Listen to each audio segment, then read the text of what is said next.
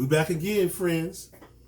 We are back again. Hello, you guys. We're here for informational only segment. So welcome to the Wellbeing Life Podcast, where we have intentional conversations, unpacking real life stories, experiences, and or one's very own journey toward their life of wellness. As you guys know, I am Regina, also known as Heidi, and this is my podcast. So thank you. Yay! Yay!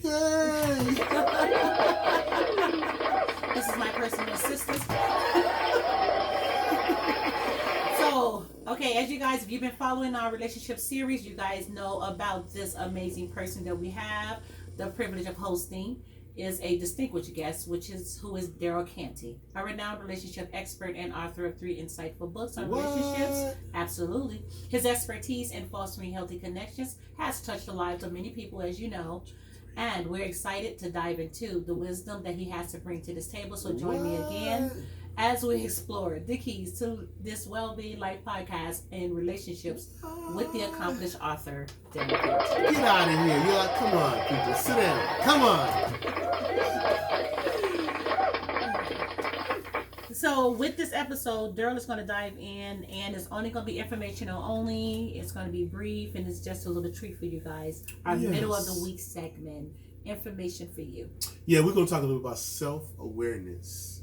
Very big, or should be a big topic to any individual who wants improvement on their lives. When we improve us, we can improve everything and everyone in contact with us. What you think about that? I love it. Straight That's off the true. dome. Straight That's off the true. dome. Just came to you naturally. Didn't even write it down. So, basically, we just want to touch on some self-awareness tips and tricks. And I want to first read a couple of things out of the book, and then we're going to elaborate a little bit at the end. And it's going to be like 15, 20 minutes. Keep it short, keep it simple, keep it sweet. Just like my relationships. Bam. Okay. Self-awareness. Now, I'm just going to read this first part. Based on self-awareness, most couples look for the glue in the other person to hold them together during times of stress, difficulties. Most couples look for or expect that partner to bridge the gap for them, filling their insecurities to be the better half.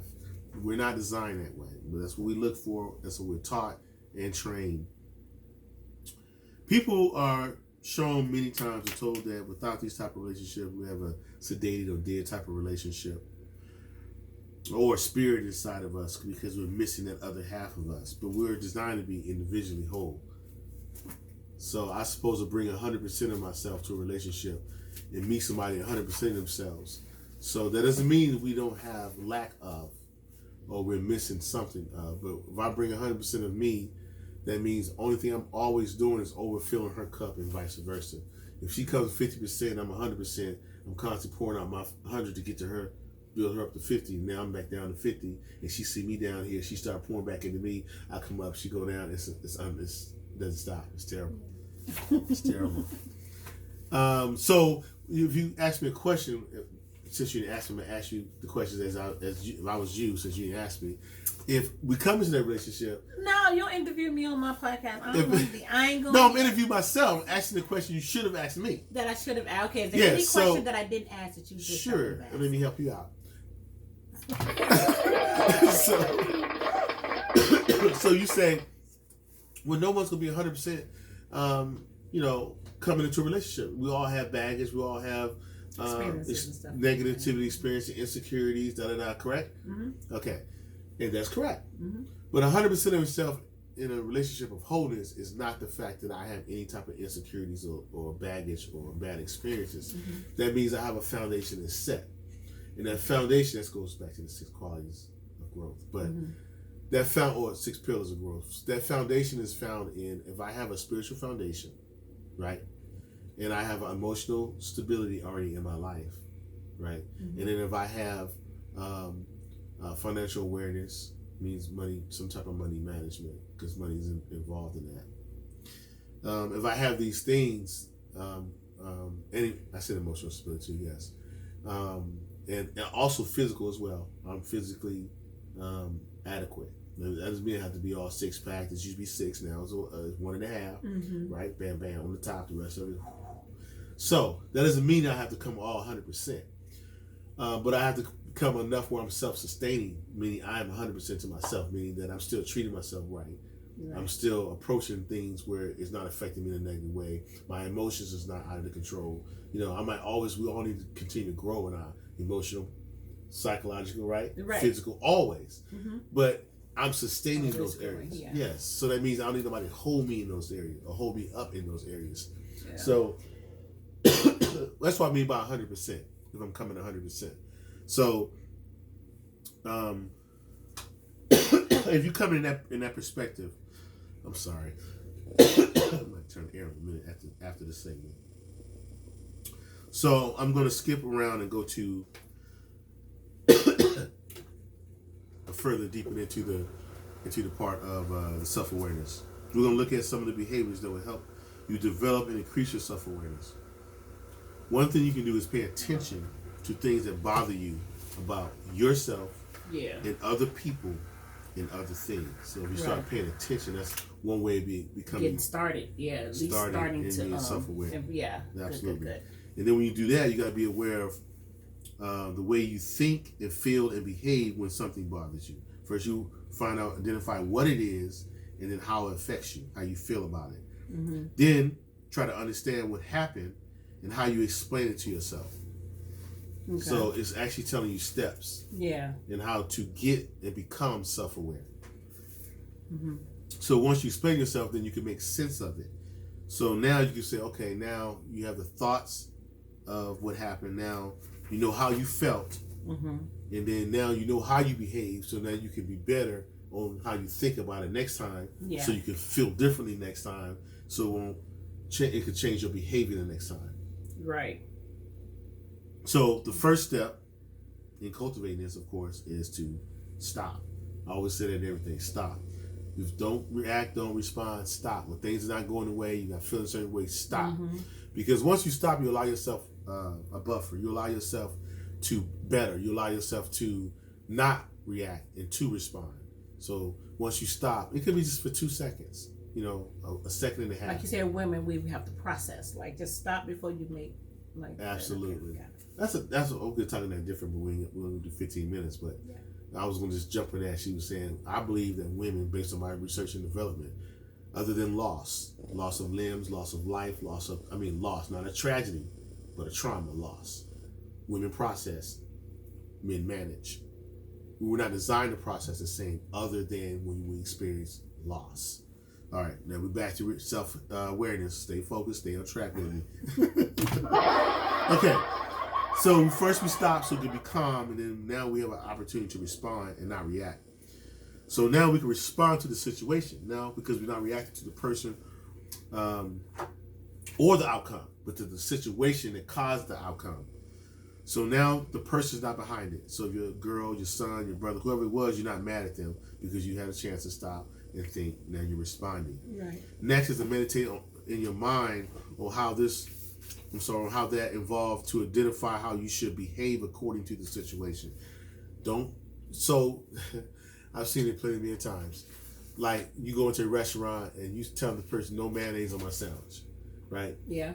They could you hungry as hell. You in the place. You got your little $5. You about to get your sandwich. Like I said about hurry it up. You got 15 minutes left. I can't do it. And if it's mustard, you can't do it. You hurry up, bite into the sandwich and mustard, and you just hit the roof, right? So I really do. That's something small.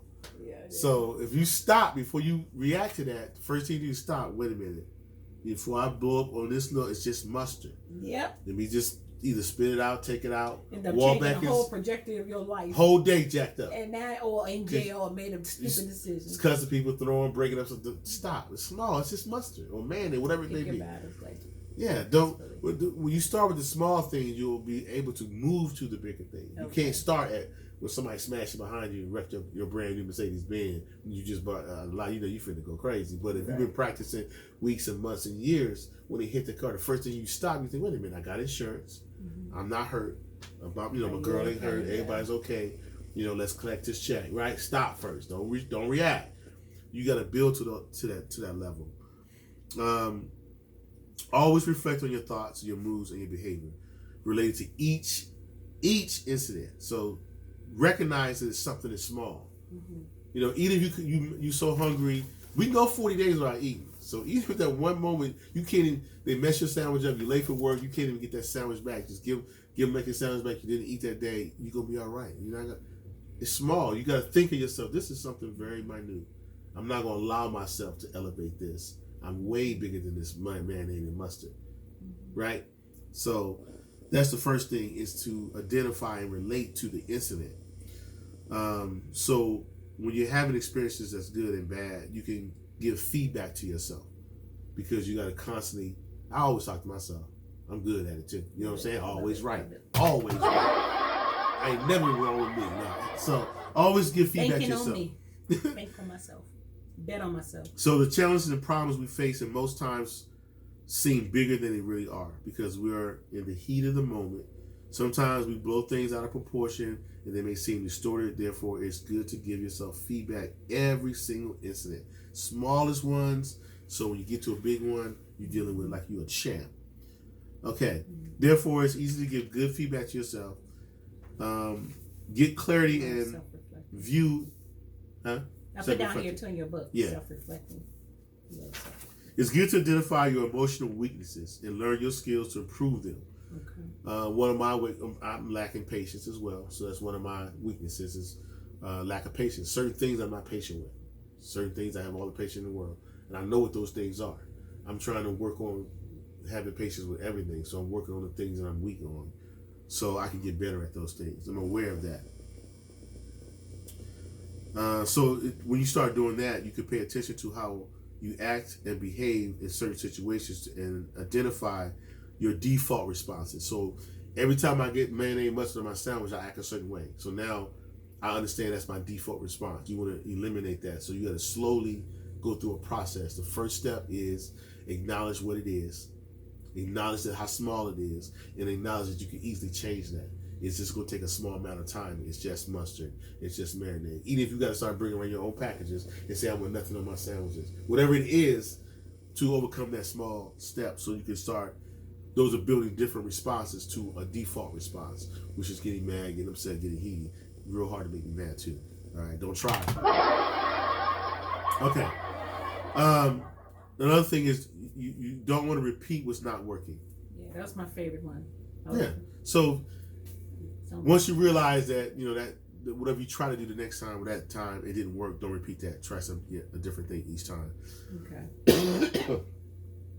Okay. So what you do when not only will you start cultivating new and improved actions and enable yourself to develop better relationships with yourself first and then other people, because you'll be more self-aware, and it'll also improve your mood. When you're self-aware, it allows you to have better responses. When you have better responses, you have better mood. So when things don't affect you, your mood is always either good or great, because you always have a positive attitude, a positive mood. Like me, I always see the glass half full, or it's full. Even though it's half full, it's full enough for me. I don't want that much. Bam. How much is it? That much. Bam. That's all I needed. Clap for me, people. Give it up. Okay, so self-awareness also makes for clear thinking and better decision-making, because we are not thinking based on our emotions. We're thinking based on our outcome. Okay, let's stay focused. I love this 15-minute section. You gonna unpack that based on our outcome? Well, that's self-explanatory. So it's like, if you're not thinking on your emotions or reacting on your emotions, you're acting and thinking based on the outcome. What outcome do you want to have? oh, you're saying to do that, right? Absolutely. So you want to take steps and practice and behaviors that to get all the outcomes you want. Now, if you're a person that wants and likes to blow up and act a fool, just say for you, because you know, and then I can tell you, but stay clear of me. Sometimes a big decision, they're deciding to feel that way. Like they say, you're making a conscious decision. But some people are consciously saying, "I want to act a fool." Yeah. And let everything bother me. I'm that chick. So I'm that person. good luck with that one. Like they be saying, I'm that grandma. That's all I have on that one. That was a 15-minute So I love fast in, out. What you like, what you need, what you want. Feedback. Come on. Hey,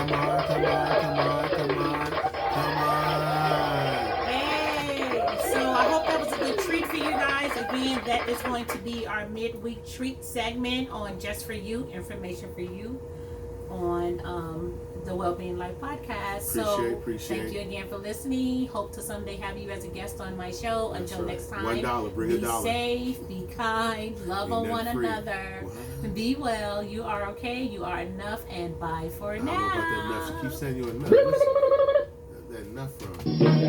Let's go. What? Huh? We out.